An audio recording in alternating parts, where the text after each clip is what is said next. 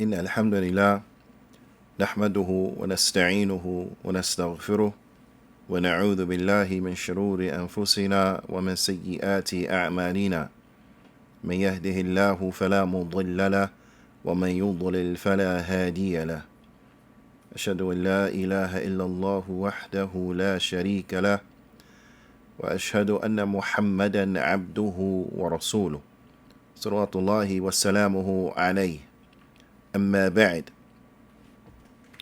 فإن أصدق الحديث كتاب الله وأحسن الهدي هدي محمد صلى الله عليه وسلم وشر الأمور محدثاتها وكل محدثة بدعة وكل بدعة ضلالة وكل ضلالة في النار ثم أما بعد الحمد لله على نعمة الإسلام والسنة. All praise and thanks belong to Allah for guiding us to Islam and for guiding us to the Sunnah. Bithnillahi ta'ala, in this episode of Mental Health Matters, we want to continue with the theme from the previous episode, and that is connected to happiness and how is it that we could attain happiness and key ingredients and components for happiness. And why not continue with this? Because it is incumbent that we strive to do that which will benefit us.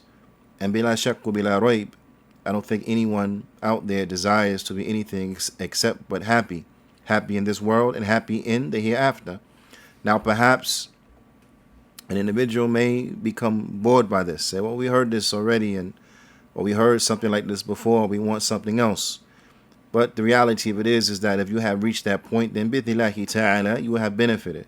I would much rather you be happy and bored than miserable and entertained. In any event, a lot of times we overlook the most key element when it comes to particular affairs. And we overlook those things that some may say is simple. But often, those things that are deemed to be simple are the most key ingredients and that which is often overlooked. So therefore, people don't attain it. Although it's at their disposal, it's very easy to get. It's at their fingertips. The reality of the affair is that in order to attain happiness, we have to ask Allah subhanahu wa ta'ala. We cannot do it on our own. We are not capable of attaining happiness by ourselves. But we need Allah subhanahu wa ta'ala. So we have to ask Him and we have to beg Him. Let us reflect. Allah subhanahu wa ta'ala, He says in His noble book, أَفَمَنْ شَرَحَ اللَّهُ صَدْرَهُ لِلْإِسْلَامِ فَهُوَ عَلَى نُورٍ مِّن رَبِّهِ. And is not the one who Allah has opened up his chest for Islam, then verily he will be upon light from his Lord. This is key. This is key, especially for the Muslim, especially for the young Muslim. This is key, especially for the Muslim that has been tricked by the glitter of this world and the glitter of the lifestyle, or the seeming glitter of the lifestyle of the kuffar. If you want to attain happiness, then it is due to Allah subhanahu wa ta'ala opening up your chest. Opening up your chest to what? To Islam. So we see that without Islam, without being a Muslim, without submitting yourselves unto Allah subhanahu wa ta'ala, you will never be happy. You will never be happy. Even if you have things that resemble happiness, you will find ultimately you will be miserable. Ultimately, you will be sad. Ultimately, you will be pitiful and pathetic. Why? Because the individual that does not submit themselves unto Allah subhanahu wa ta'ala, whatever they get in this world from luxury is going to mean nothing. Why? Because their end result and their final destination is going to be the hellfire. There's going to be the hellfire. Bila shak wa bila rayb. There's no doubt about it. Undoubtedly, it's going to be the hellfire. So any road that ultimately leads to the hellfire is not a road of happiness. It's not a road of success and prosperity, but it is a road of destruction. So if we want to truly be happy, then we have to what? We have to practice Islam. We have to submit ourselves and be good Muslims. So anyone out there who's going through anything that they're going through, right? What I want you to do, and I mean anyone, I'm talking specifically to the Muslims, okay?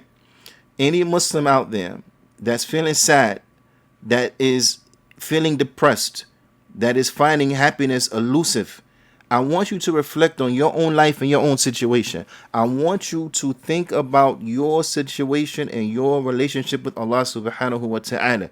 Is there anything from the deen that you're lacking? Is there anything from the sunnah that you're not applying? I want you to really think about this, because this was the way of the Salaf. When things didn't go right, they will start to evaluate their lives from A to Z. The obligations. Are you doing them? Are you praying your prayers? Are you praying your prayers on time? Are you fasting the voluntary fast? Are you being obedient to your parents, which is obligatory all the time? Are you keeping good relationships with your family members? Are you doing those things? Are you giving charity every day? Are you praying your sunnah prayer, so on and so forth? Are you doing those things that you know you need to do to be a good Muslim? Then I want you to reflect on some things that you're doing that maybe you shouldn't be doing. Those sins that you're doing, what are they? Is it that you're not lowering your gaze?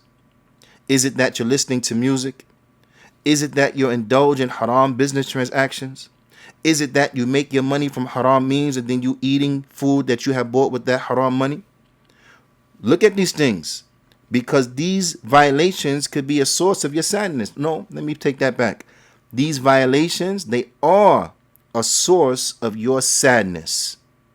So if you want to be happy, get rid of those things that make you sad. Sin and transgression will make you sad.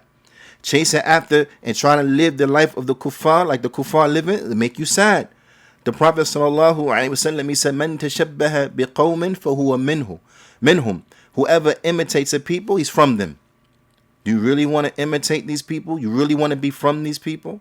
So your imitation of them is going to be a source of your sadness, and is going to be a hindrance for your happiness. So reflect on this. Imam Ibn Qayyim, he mentions some very important words in Zadul Ma'ad. In Zadul Ma'ad, he mentions some very important words as relates to the aforementioned ayah that can be found in Surah Az-Zumar and it's verse 22. Imam Ibn Qayyim, he mentions, he says, فَهُوَ عَلَى نُورٍ أَمَدَّهُ اللَّهُ بِهِ مِنَّةً وَفَضْلًا. He said, then he is upon a light.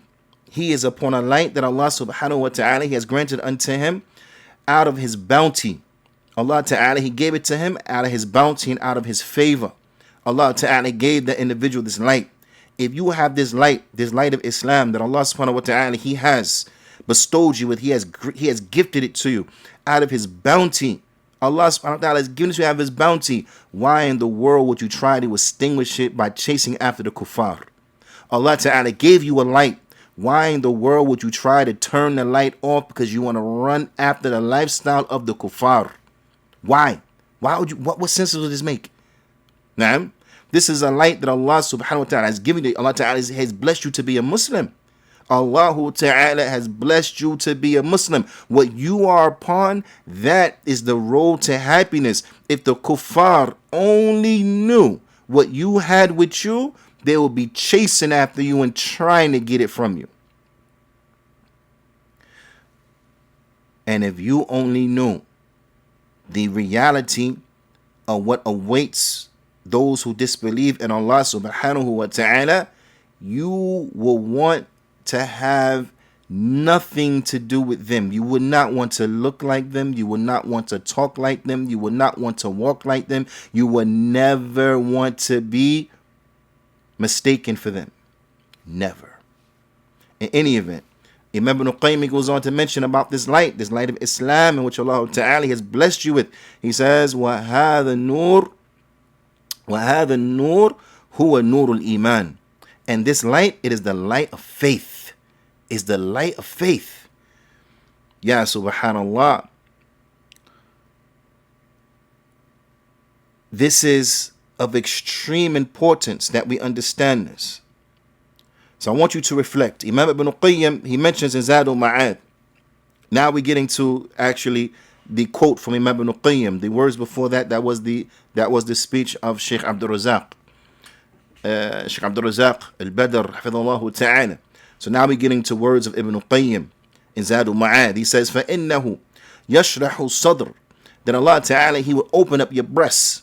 Now, He will open up your chest and make your heart light, make your heart happy. وَيُوَسِّعُ, and He would expand it for you. وَيُفْرِحُ الْقَلْبَ فَإِذَا فُقِدَ هَذَا النُّورِ مِنَ الْقَلْبِ الْعَبْدِ ضَاقَ وَحَرَجَ. He said that Allah Ta'ala, with the iman, He will expand the breast. He will make a person happy. He will bring joy to an individual, and bring joy to their heart.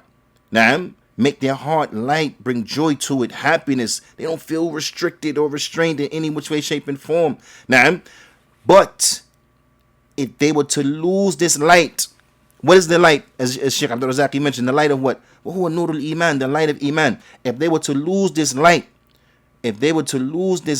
from their heart, if this light will be lost from the heart of the slave, then they will become restricted, constricted. Then their chest, it will feel tight. The world will seem like it closes in on them. Although they have much options, it will seem as if they are lost. They have nothing. They have nowhere to turn to. Then they will be in a state of difficulty. وَصَارَ الضِّيقِ يعني الأضيق. And this will be وَصَارَ الأضيق السجن وَأَصْعَبُ. And this will be the worst prison. The worst prison and the hardest prison. Could you imagine this now? As spacious as the earth is. Now, so many options. When the iman leaves the chest of a person, they will feel as if they have no options. They will feel as if they have no choice. They will feel as if they're restricted. They can't do anything. This will be the worst and the most tight and constricted of prisons. This is the situation and the thinking of of individuals who end up taking their own lives. They feel as if they have no option. There is no other way. There is no out for them. There is no escape. But we know that there is an escape. Allah subhanahu wa ta'ala, He tells us that. وَمَن يَتَّقِ اللَّهَ يَجْعَلْ لَهُ مَخْرَجًا. Whoever fears Allah, Allah gives him a way out. وَيَرْزُقُهُ مِنْ حَيْثُ لَا يَحْتَسِبْ. And He will provide for that individual from ways in which they did not imagine. Allah Ta'ala will provide for you in ways in which you didn't think about. Didn't cross your mind. You didn't even think, it didn't even cross your mind in any which way, shape, and form. Allah Ta'ala, He will bring you out of that restriction. But this is for who? For the one who fears Allah subhanahu wa ta'ala. How could you do that without iman? You see? So that which will be the greatest prevention for suicide, the greatest suicide prevention is what? Is iman. But it's only iman that is what applied. It's only the Islam that is applied. If you're not living your life in accordance to Islam, then just because you know about it, it's not going to avail you. You have to live it. You have to be upon it. إِلَّا الَّذِينَ آمَنُوا وَعَمِلُوا الصَّالِحَاتِ. Except for those who believe and do righteous good deeds. You see? It's not just, oh, I believe. Amanna, that's it, we believe, that's it. No. You have to do righteous good deeds. So you have to put into action the practice of Islam. Put into action the teachings of Islam in order to what? To attain happiness. This is the greatest suicide prevention. Full stop. To implement the deen of Allah subhanahu wa ta'ala. Ala kulli hal. We have to understand the reality and the importance of faith, of true faith in the life of the Muslim, and that this is a key to happiness. And we have to understand that we will not be able to be upon this light, we will not be able to attain this light except for what? Except that Allah gives it to us. So, being that we cannot put it in our hearts, right? Because Allah Ta'ala, He's the one that guides the hearts, not us. Then what's the only option? What is it for us to do? It's for us to what? To ask Allah to increase our iman. To ask Allah to renew our iman. The Prophet sallallahu alaihi wasallam, he said, فَإِنَّ الْإِيمَانِ لَيَخْلَقُ فِي جَوْفِ أَحَدِكُمْ كَمَا يَخْلَقُ الثَّوْبُ الثوب الخلق. He said that verily Iman, it will wear down inside of the chest of one of you, just like the thawb, it wears down over time. Any article of clothing, at time, there are going to be parts in it, there are going to be portions of it that will wear down. Portions of it that you will have to put a patch over it. Why? Because it got a hole in it. It wore down and it got a hole in it. Starts to break up. This is the reality of Iman. Because Iman, it rises, it goes up, and it goes down. It goes up with obedience and it goes down with disobedience. Iman will wear out, just like clothes wear out. Naam. So because the only source of getting that Iman is from what? Is that Allah subhanahu wa ta'ala, He gives it to us. What did the Prophet sallallahu alayhi wa sallam, he said? He said, Fas'alullah. So ask Allah subhanahu wa ta'ala an yujaddid al-imana fi qulubikum. So ask Allah to renew. Yujaddid al-iman fi qulubikum. To renew the Iman inside your chest. So how do you renew the Iman inside your chest? Is by asking Allah subhanahu wa ta'ala. And this Iman is what is going to be a source of your happiness. Is going to be a source of your happiness. The more you implement Islam, the happier you will be. The more you stay away from the prohibitions, the happier you will be. The further you are from implementing Islam and doing that which Allah Ta'ala has commanded you to do, the sadder you will be. The more you do those things that decrease your Iman, the sadder you will be. Even though you will have a temporary sweetness inside of sin, it always ends in regret. Always. It always ends in regret. It's like sweet poison. It tastes sweet going down just to destroy your insides. It's not worth it. It's not worth that little bit of time it's on your tongue. Oh, it's so sweet. Then you swallow it and now, oh, your stomach. It's not worth it. So in any event, if we want to be happy, a key element and ingredient in happiness is by being obedient unto Allah subhanahu wa ta'ala and asking Allah subhanahu wa ta'ala to increase us in Iman. Because the source of happiness and the way in which we're going to be happy is that we have to have Iman. Without Iman, you're never going to be happy. Ever. And I'm talking true happiness, not that which seems like happiness, not pseudo happiness. No, true happiness. You will never attain true happiness without Iman, because the ultimate and the true happiness, you know that moment is going to be the ultimate true happiness? When you enter into the Jannah. Without Iman, it's not an option for you. إلا اللقاء. نكتفي بهذا القدر. وصلى الله وسلم على نبينا محمد وعلى آله وصحبه أجمعين وجزاكم الله خيرا.